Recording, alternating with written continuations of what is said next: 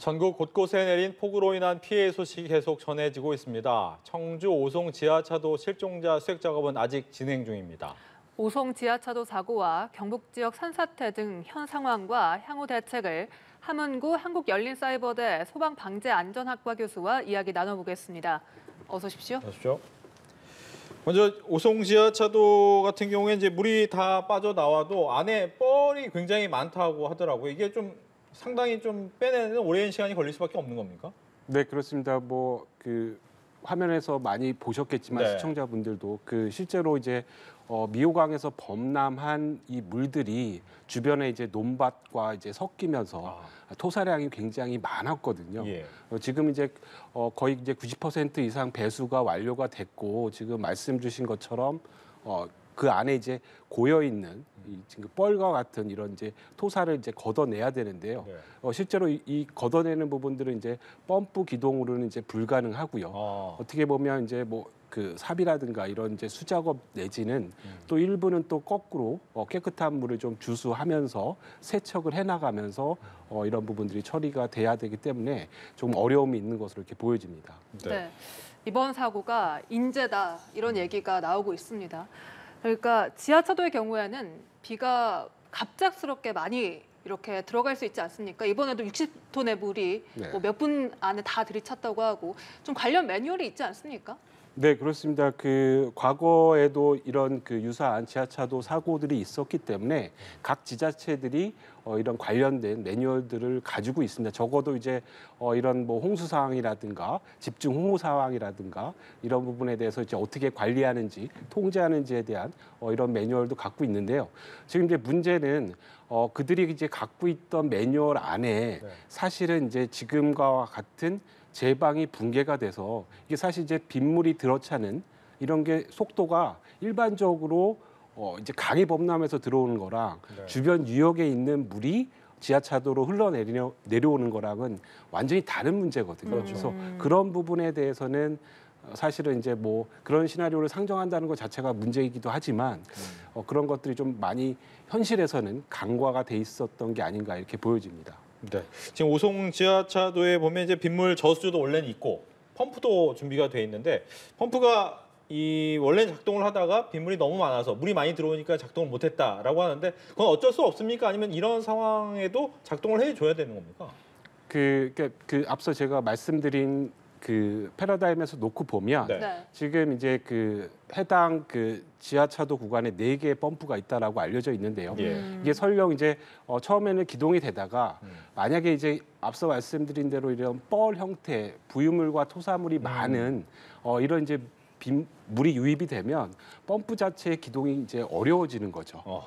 그런 부분이 1차적인 부분이 있었고요. 네. 두 번째는 설령 이 펌프가 갖고 있는 100%의 성능을 4대가 다 발휘했다 하더라도 지금 어떤 침수가 돼서 지금 13분이 이렇게 돌아가시는 이 상황을 막지는 못했을 거라고 이제 판단이 듭니다. 그러니까 이 펌프의 설치의 목적은 빗물이라든가 이렇게 좀 유입되는 정도를 뽑아내는 용도지 지금처럼 이제 극단적으로 제방이 유실돼서 동시에 사면에서 들어오는 이런 많은 물의 양, 6만 톤 얘기들을 하고 있는데 그 정도의 어떤 수량을 감당할 수 있는 그런 펌프 용량은 아닙니다. 그래서 화면에서 보신 것처럼 실제로 소방대가 배수를 할 때도 사실은 계속해서 고성능 펌프를 활용해서 돌려도 이게 실제로 지하차도 안에 있는 물을 빼는데 상당히 어려운 부분이 있었거든요. 하루 넘게 걸렸잖아요. 네, 물기둥 같이 뽑아져 나와도 하루 넘게 걸릴 정도니까 일반적인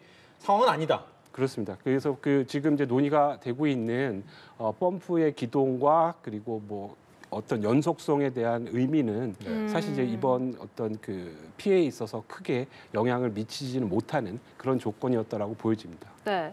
또 안타까운 것이 이 자동 차단 시설을 오는 9월에 설치 예정이었다고 합니다. 그런데 이 자동 차단 시스템 설치 추진 자체가 지난 2020년 부산 지하차도 사고 이후에 행안부가 추진해온 걸로 알고 있거든요. 네네. 이 3년이 지나도록 이 추진되지 못했고 9월에 설치할 예정이어서 좀 더 일찍 했었더라면 이런 아쉬움이 들거든요.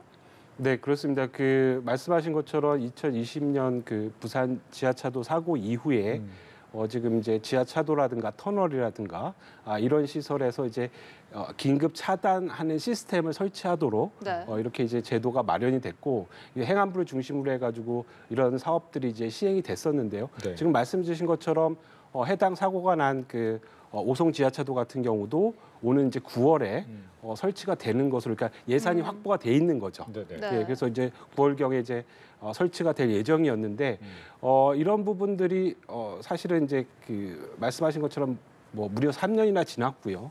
근데 이렇게 이제 좀 지지부진한 이유는 사실 이제 결국은 비용의 문제거든요. 예산의 문제. 그렇습니다. 이게 지금 뭐 행안부의 어떤 기금이라든가 보통 이제 지자체와 뭐 50대 50 이렇게 매칭 펀드로 들어가는 경우도 있고요. 근데 이런 부분들이 상당히 이제 원활하게 집행되기 어려운 현실적인 조건이 있었다라고 보여집니다. 예. 보면 이제 이런 비슷한 유사한 사고가 있었는데 뭐 여러 가지 이유 때문에 잘 안 되고 있다라는 부분은 인정을 하는데 그렇다면 혹시나 이런 기후 변화 때문에 이런 일이 점점 많이 생길 텐데 어느 정도까지 상정하고 이 매뉴얼을 더 강화해야 되느냐 이런 고민도 좀 있을 것 같긴 해요. 네, 그렇습니다.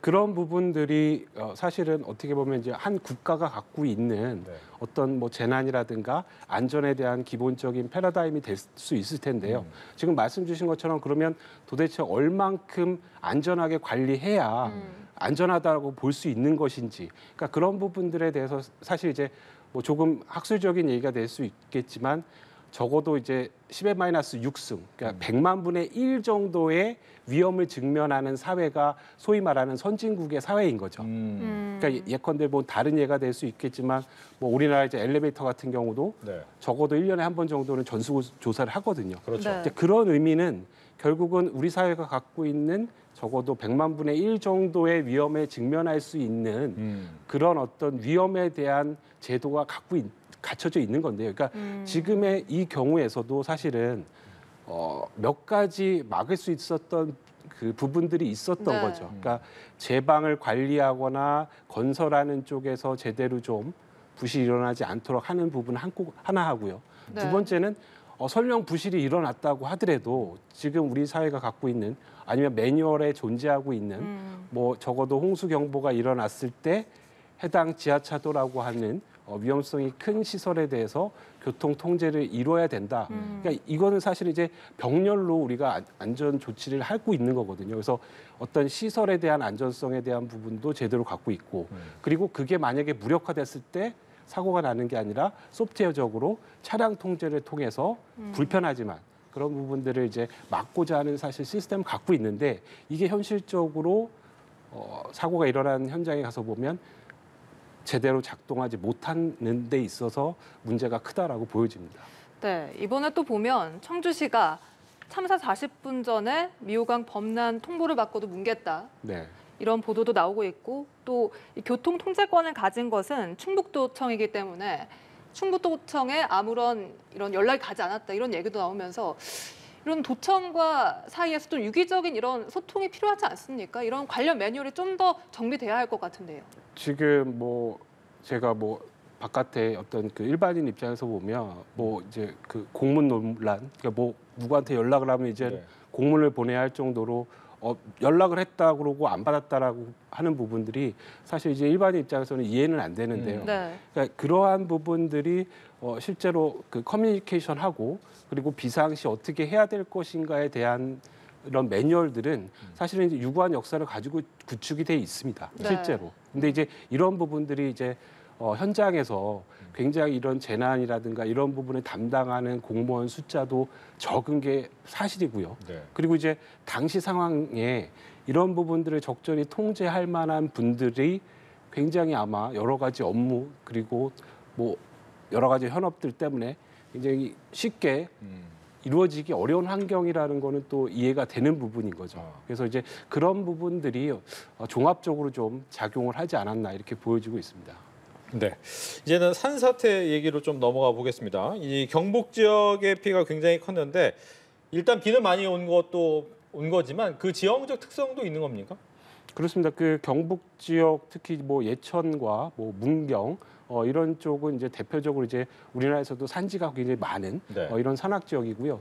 특히 이제 문경이라든가 이런 지역은 우리나라의 대표적인 어떤 그 광산지대이기도 하고요. 그래서 토질상 뭐 여러 부분들도 산사태에 좀 취약한 그런 그 지형이라고도 할 수 있겠고요.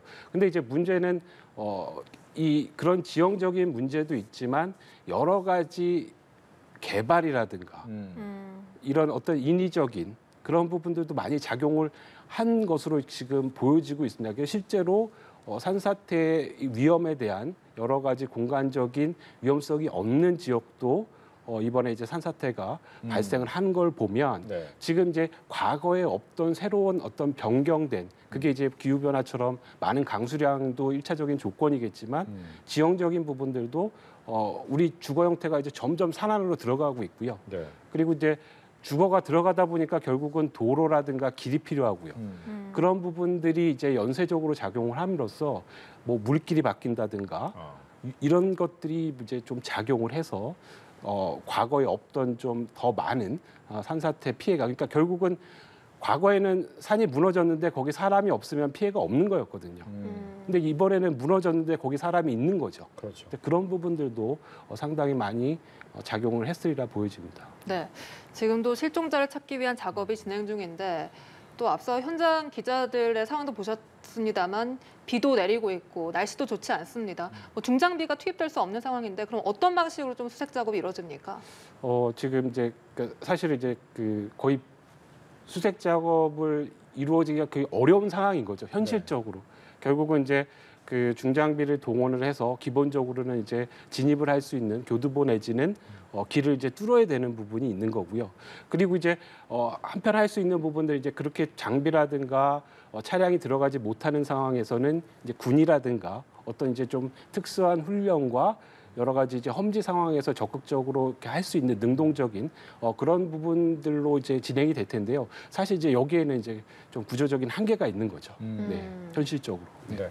앞서 잠깐 이야기를 해줬지만 산사태가 원래 나는 지역이 아니라 조금은 다른 지역에서 이번에 산사태가 일어나면서 많은 인명 피해가 나고 있습니다. 근데 네. 보니까 이제 그런 지역에서 보면 전조 증상이라고 하는 것도 역시 느낄 수가 있을 텐데 이 부분에 대해서 약간 좀 둔감했다고 봐야 되는지 아니면 잘 몰랐다고 봐야 되는지 어떻게 봐야 될까요? 그 몇몇 경우에서는 이제 그 소위 알려진 네. 이 산사태 전조 증상이 좀 명확하게 나타났다라고도 보여지는데요. 네. 또 거꾸로 알려진 이런 전조 증상 없이도 산사태가 또 일어날 수 있기 때문에 네.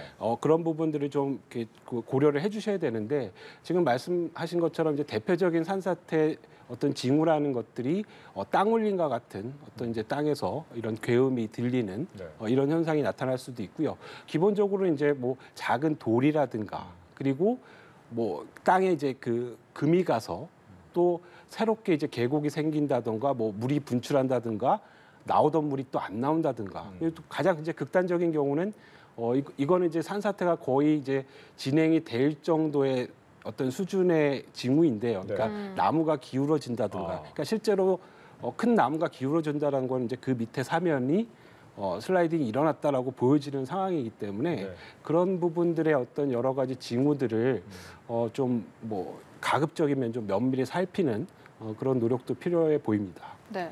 뭐 지금 당장 산사태 방지 시설을 설치할 수는 없지 않습니까? 그렇다면 위험 지역에 있는 분들은 지금 뭐 어떤 식으로 행동 요령을 해야 되는 겁니까? 상당히 그러니까 실제 산사태 상황에서 안전하게 대피한다라는 거는 그 굉장히 어려운 일이죠. 근데 네. 이제 그 제가 어떤 뭐 방송이나 이런 데 나와서 행동 요령에 대해서 말씀을 드리면 사실 이제 그 이게 어떤 때 맞고 어떨 때 틀릴 수 있는 상황이 있는 거거든요. 네. 그러니까 본인이 처한 여러 가지 조건이라든가 이런 부분들에 대해서 의사결정을 해주셔야 되는데 적어도 이제 내려오는 이 산사태의 진행 방향에서 수평적으로 옆으로 피하는 것은 정답이겠죠.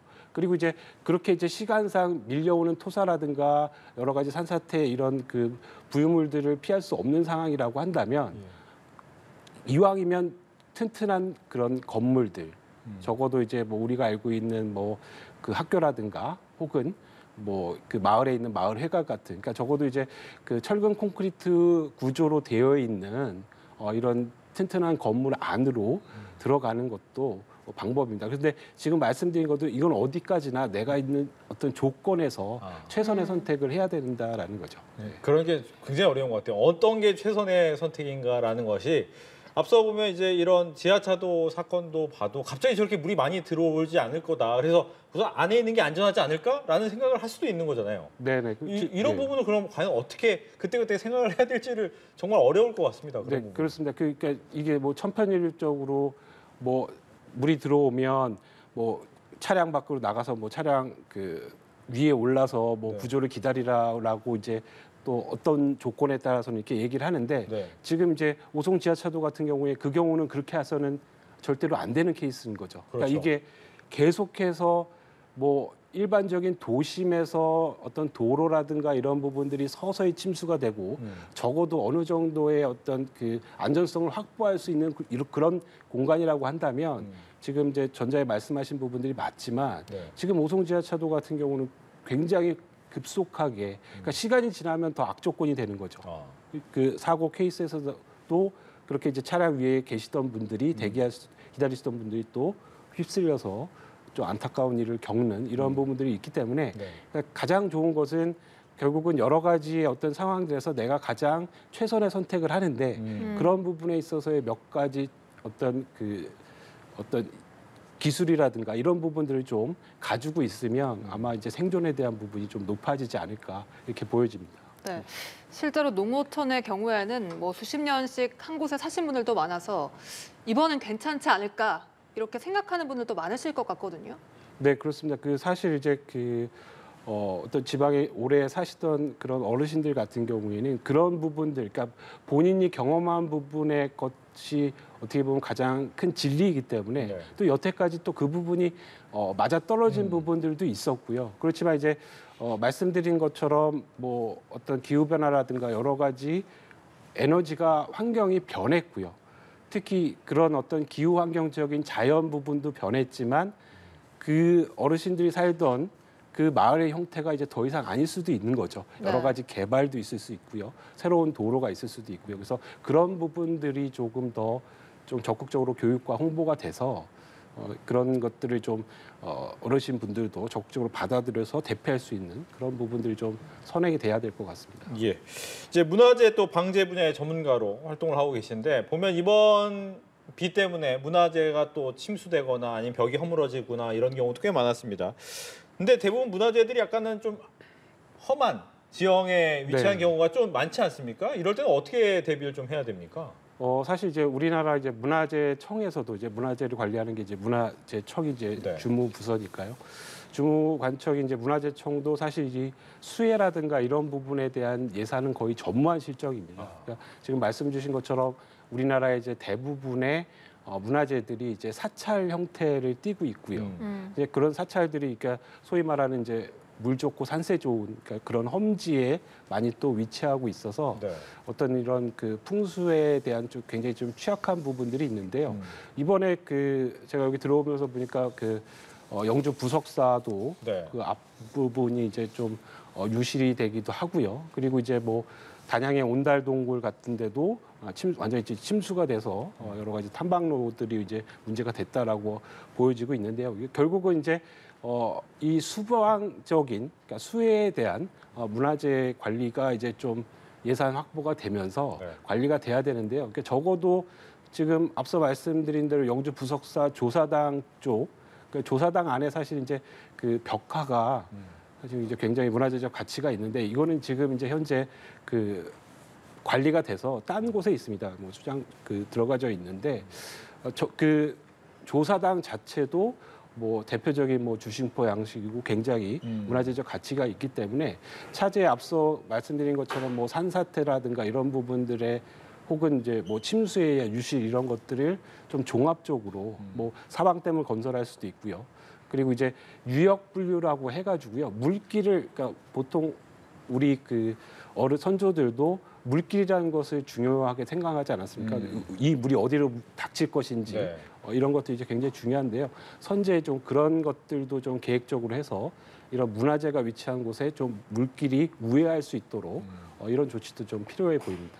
네, 알겠습니다. 올해까지 또 많은 비가 추가로 더 내릴 것으로 예보된 만큼 각별한 주의가 필요합니다. 지금까지 함은구 한국열린사이버대 소방방재안전학과 교수와 이야기 나눠봤습니다. 오늘 말씀 고맙습니다.